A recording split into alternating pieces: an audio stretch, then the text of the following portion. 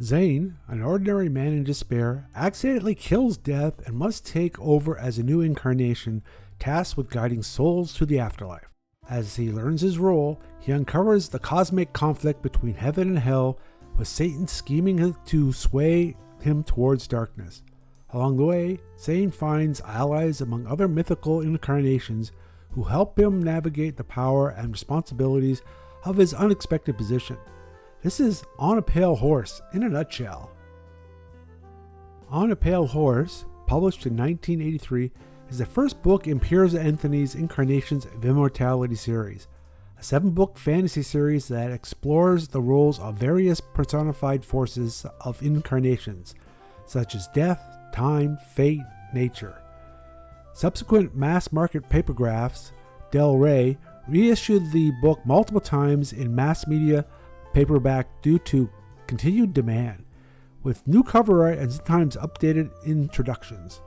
It has been extremely successful, reportedly selling over millions of copies globally since its release. Digital and audio formats became available in the 2000s, with audiobook versions narrated by various voice actors over the years, making the book accessible in modern formats. As his finger tensed, somewhat reluctant to move rapidly, Zane saw the door to his apartment open. He froze in place, uncertain whether to pull the trigger now, before being interrupted, or to hope for some amazing reprieve. Could Angelica have changed her mind and sought him out? Foolish notion. Or was it merely his landlord? It was neither. The figure that appeared was garbed in non-reflective black, with a hood shrouding its head. It closed the door behind it silently, then turned to face Zane full on. A bald, bony skull looked eyelessly at him. This was Death, come to collect him. On a Pale Horse combines fantasy with philosophical questions about life, death, mortality, and free will, set in a world where magic and technology coexist. The novel is notable for its engaging world-building, moral complexity, and the creative way it personifies abstract concepts, giving them human-like perspectives and challenges. This book was well received and became a popular entry point for readers into Anthony's broader works, and it sets the stage for other novels in the Incarnation of Immortality series, each focusing on a different incarnation. Now let's see what the Deep Dive crew has to say about the first book in the series, On a Pale Horse. Buckle up.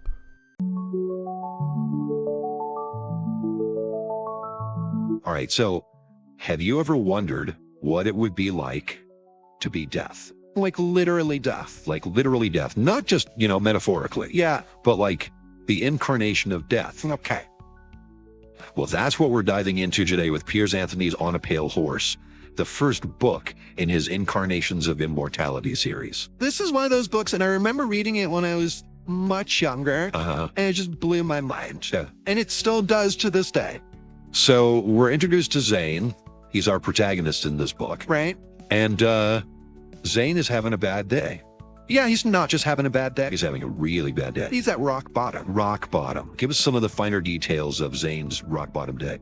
So he's a photographer, but his career's tanked. Okay. He can't even make money doing Kirlian photography. Which is, for those who don't know, is the photography that captures the aura. Right. It's like using magical energy to capture Of magic. a person's aura. So he's not even making money off the magical photography. Yeah, he's broke. He's hopeless. Right. He's contemplating suicide. Yeah, it's really bleak. Okay, so that's where we start. That's our starting point. This is not a lighthearted, feel-good romp we're getting into, folks. No. It's a dark fantasy. But the despair, I think, is what makes what happens next so fascinating. Okay, so enter the Cloud Mall. The Cloud Mall. Sounds pretty literal, right? What is the Cloud Mall? It's exactly what it sounds like. Okay. It's a floating marketplace A floating marketplace. where you can get anything. Okay. From magic cures to, well, who knows what. Zane goes there looking for what? For a solution. Okay, some magical cure-all. Cure-all. So this is going to be a pretty wild scene. Is. It is. is. What's it like? Describe it for us. You see Zane's desperation kind of turning into this morbid curiosity. Okay. He comes across a death stone. The Death Stone. A death stone, yeah. What is that? It's a gem that predicts your demise. Okay. And he, given his frame of mind, he doesn't shy away from this. Okay. The stone predicts that he's going to die today. That day. That day, yeah. Plot twist. But he doesn't. He doesn't die. He survives the Death Stone. That alone should tell you something, right? Yeah. That there are forces at play beyond our comprehension. Something's up. Something is definitely up. This is not just some random coincidence. No. So he survives, and that leads him to, Well, it leads him to the previous death. he finds death. Like Yeah. the previous incarnation of death The incarnation of death who is dying needs a successor. needs a successor. And Zane, just by happening to be there, By being in the right place at the right time, right place, right time. is the chosen one. It's almost like Anthony's trying to tell us, you know what? Life is random. Sometimes you just stumble into these crazy situations. Absolutely. I mean, you've got this everyday guy who is now thrust into this role that he could have never imagined. I'm imagining Zane being like, wait, what? Hold on a second. I'm death now. Right. I haven't even paid rent this month. I can't even get my life together, and now I'm in charge of everybody's death. Yeah, it's a lot to process. So one of the things that Anthony does that I find so fascinating is he includes all these little details Yeah, that seem insignificant, right. but they end up becoming these powerful symbols. Well, I know exactly what you're going to say. The watch. Yeah. Zane inheriting Death's watch. It's this big, heavy, black timepiece. And it fits him perfectly. It's imperfect. It's almost like he's destined Right. to wear this thing, Can't carry that weight. to carry the weight of time literally on his wrist. Right from that moment on, he steps into this role. So we've got Zane is death. Mm-hmm. What's next? What does he do? Well, first he's got to learn the ropes, right? Okay, so it's not just like, poof, you're death. You know everything about being death. No, it's not like that. There's a learning curve. There's training, there's a process. Okay, so what does death school look like? Well, imagine going from worrying about paying your bills to figuring out the bureaucracy of purgatory. Oh, there's a bureaucracy of purgatory? There is, and it's not exactly the fire and brimstone Okay, that you might expect. so it's not like the classic. It's been modernized, let's just say that. So even hell has gotten with the times. Even hell has gotten with the times. So Zane's like filing paperwork in purgatory. Yeah, there's a lot of paperwork, That's not quite the epic image I had in mind for death. but it's part of what makes the book so fun. Okay. Because it's not all paperwork, of course. Right. He has to learn how to do the job. Right. Collecting souls, using the magical tool, Right. He has to figure all that out. all that stuff. And along the way, I'm guessing he runs into some interesting characters. He does. He runs into some of the other incarnations of immortality. Okay, give us some examples. Time, fate, war. Okay, they're all hanging out. Well, they all exist They all exist. in this world. And let's just say Zane doesn't become best buds with all of them. Oh, I bet. There's conflict there. There's got to be some drama. There is drama. Give us an example of one of these encounters. Well, there's this one encounter with Mars, the incarnation of war. Oh, that sounds intense. They really get into it about the nature of violence and justice. Okay. Mars, being war, uses some heavy historical examples to make his point. Okay. So it's pretty stark contrast to Zane's discomfort with the whole taking lives thing. Right, even though that's literally his job now. That's his job, yeah. It's not just like a step-by-step how to be death manual. No, it's not. He's really wrestling with the morality of it all. He's thinking about the big questions. So I'm already hooked, but we haven't even gotten to the romance yet. Ah, yes, the romance. Give us a little tease. Luna, Luna. powerful sorceress, troubled past. Okay, that's always a recipe for For trouble, a penchant for black magic. Oh, so she's a dark sorceress. She dabbles in the dark arts. Okay, and Zane's drawn to her. He is. A magician and death. It's a match made. That's interesting. Somewhere, yeah. And to make things even more complicated, there's a bigger plot at play. Ah, yeah. There's some strings being pulled. Orchestrated by none other than Satan himself. Oh, the devil's involved. The devil's involved? Of course he is. What's the devil up to? Well, he's got plans for Zane, Okay. and they don't involve early retirement. Okay, so Zane has to figure out how to be death, deal with these cosmic beings, Right. navigate a romance with a dark sorceress, Right. and outsmart the devil. That's the job. That's the job description. Yeah, it's a tough gig. This is way more than he signed up for. Way more. That's why this book and the series really is so compelling. Well, we've got humor, we've got philosophy, we've got fantasy. It's a really good blend of genres. It really is. And Anthony makes you think. Yeah, and laugh. As much as he entertains. That's a good combination. Yeah, it's not easy to do. And I think it's what makes him such a unique writer. He's got a very distinct voice. I'm already feeling like I need to add this to my reading list. You should. It's a great book. But before we get too ahead of ourselves, Okay. let's dig a little deeper into what makes this book so special. Okay. Sounds good. Why should our listeners drop everything and go read On a Pale Horse?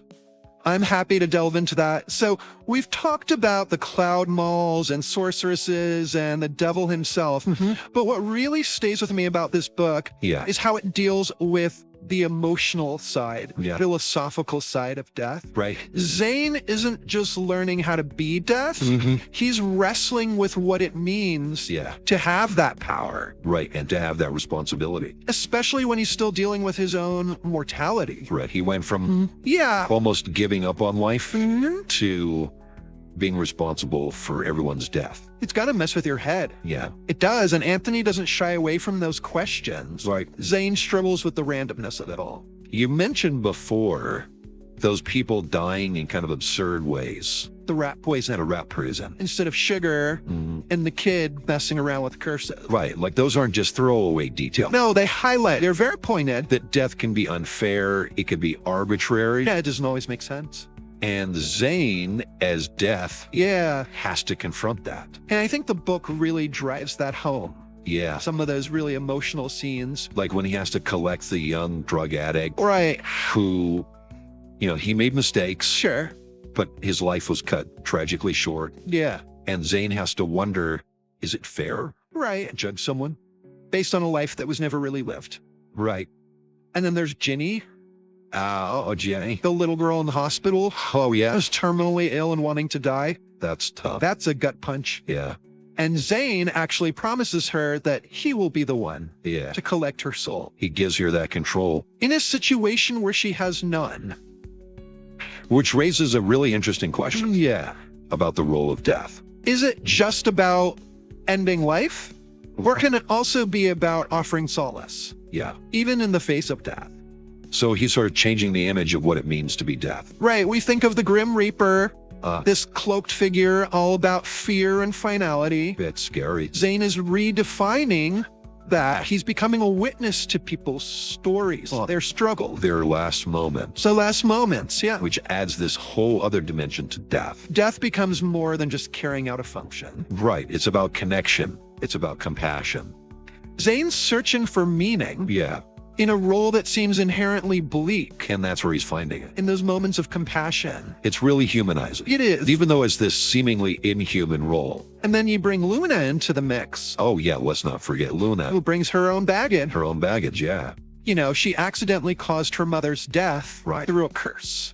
Which mirrors Zane's own struggles with guilt and doubt. Absolutely. They're both haunted by their past. Yeah. Which creates this intense connection, It's more than just attraction. It's this shared pain. this deep, almost spiritual bond. And it's that love for Luna that fuels his defiance against Satan, When he finds out she's going to die young orchestrated by the devil. by the devil, yeah. He's not going to just sit back and let that happen. He steps up. This is where we see him really come into his own. Yeah, this is where he becomes More than just death. more than just death. He's a force to be reckoned with. He's fighting for what he believes in. And that trip to hell, Oh, yeah. that's like his own personal dark night of the soul. He sees how Satan operates, The manipulation, the lies. the way he twists good intentions Yeah. for his own gain. It's chilling, but it's also empowering It is. because he sees the bigger picture. It's a cosmic game, and he chooses to resist. He chooses to fight. He's not going to be a pawn. No, he's He's not. going to be a player. He's going to play the game his way. Yeah, he's going to make his own rule. He's not just death, he's a hero. He is. And that's what makes this book And the series, so much more than just a fantasy novel. it's about fighting for free will, the right to choose your own destiny. Even when it seems impossible, Even when the odds are stacked against you, it makes you think, what would you do? if you were suddenly death, Thrust into this role, would you play by the rules? or would you fight back? Would you try to change things? That's what I love about Anthony's writing. He takes these huge, grand concepts, Death, the devil, immortality, yeah, and he grounds them and very human struggle. Right. Love, loss, guilt, redemption. And something we can all relate to. Absolutely. Whether we're facing down Satan. Or just trying to figure out our own lives. Exactly. But let's not forget the humor. Oh yeah, there's a lot of humor in this book. There is. He finds a way to make you laugh. Even in the darkest moments. Even when talking about death. How does he do that? Well, sometimes it's in the little details. Okay. Like when Zane discovers that hell has modernized. Right, it's not fire and brimstone anymore. It's just another system. Another bureaucracy. Yeah. With paperwork. Filing, forms, the whole 9 yards. It's kind of brilliant. It is. It takes this image we have. This very traditional image. Of hell. Right. And flips it on its head. And then there are scenes that just make you laugh out loud. Like when they go to that ghost town. The ghost town. And they see the Pearl Harbor reenactment. The Pearl Harbor reenactment. With ghosts. In a ghost town. It's so unexpected. How bizarre. But it leads to this whole conversation about good and evil, and whether God and Satan are just playing a cosmic game. Right, with human souls as the pawns. It's unsettling. But it's also hilarious. Because it's so out there. He's not afraid to play with our expectations. No, he likes to keep us on our toes. So, is there anything else about his writing style that stands out? His use of language. Okay. It's clear, concise, but also very evocative. So he doesn't waste words. He chooses his words carefully. And creates these vivid images. With just a few strokes. You really feel like you're there. You're experiencing it alongside Zane. That's what good writing does. It transports you. It makes you feel. It makes you think. And this book does all of that. So there's one scene we haven't talked about. Which one? Zane's encounter with nature. Oh, yeah, that's a pivotal moment. That's gotta be intense. It takes place in this mystical forest. Okay. Hidden behind this barrier. Okay. That only an incarnation can pass through. So it's like a test. It is. Nature's testing Zane. Making him prove himself. And the way she talks, it's not your typical conversation. Okay. It's like she's speaking in riddles. So he's got to solve this philosophical puzzle. He does. He figures it out. And it's not about brute force. No, it's about understanding. Understanding the interconnectedness of all things. Right, the balance that nature represents. So Zane's journey is really about seeing the world from different perspectives. Absolutely. Expanding his understanding of life and death. He's not just death. Right. He's a student, a seeker. Always evolving, always questioning. He's on a journey. It makes you wonder what other challenges he faces. You'll have to read to find out. But I think we've given our listeners plenty to think about for now. I think so too. We've explored how he becomes death, the moral dilemmas, the humor, the fight against Satan, right? His encounter with nature.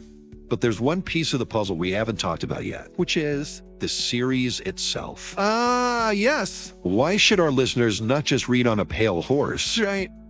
But dive into the whole Incarnations of Immortality series? That's a great question. And one we'll answer when we come back. After the break.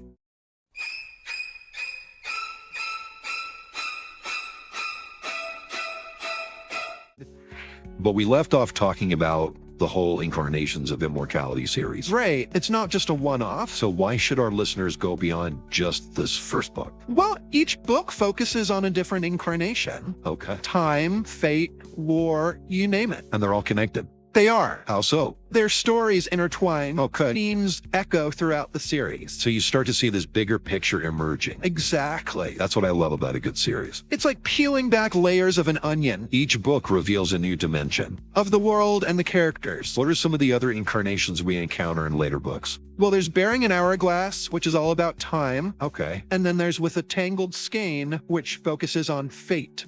Time travel, destiny, we're getting pretty heady here. It's a mind-bending series. But does it ever get too overwhelming? No, because Anthony makes these complex ideas accessible. Okay. He uses humor, vivid imagery, relatable characters. So it's not just for philosophy majors. Anyone can enjoy it. Okay, good. There's something for everyone.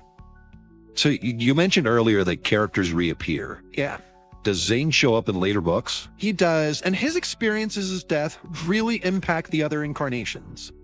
How so? They see him differently, they respect him more. Like his journey has changed the world. Absolutely. What about Luna? Oh, you'll have to read to find out what happens to her. She plays a significant role. Her story takes some unexpected turns. Okay, and what about Satan?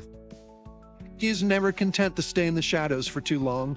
So he pops up again and again. You could say that. So the Incarnations of Immortality, it's more than just a series of books. It's a whole universe. It's a world unto itself. Are there any particular moments or characters from the series that stand out?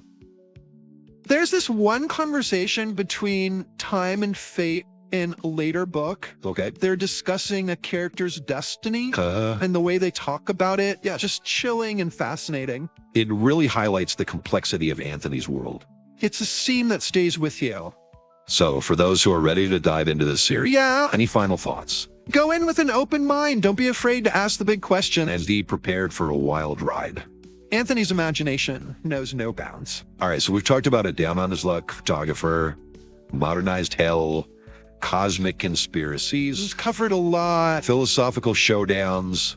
How thanks to Piers Anthony. He's a master storyteller. If you're looking for a book that will make you laugh, make you think, and maybe even question everything you thought you knew about life, death, and the universe.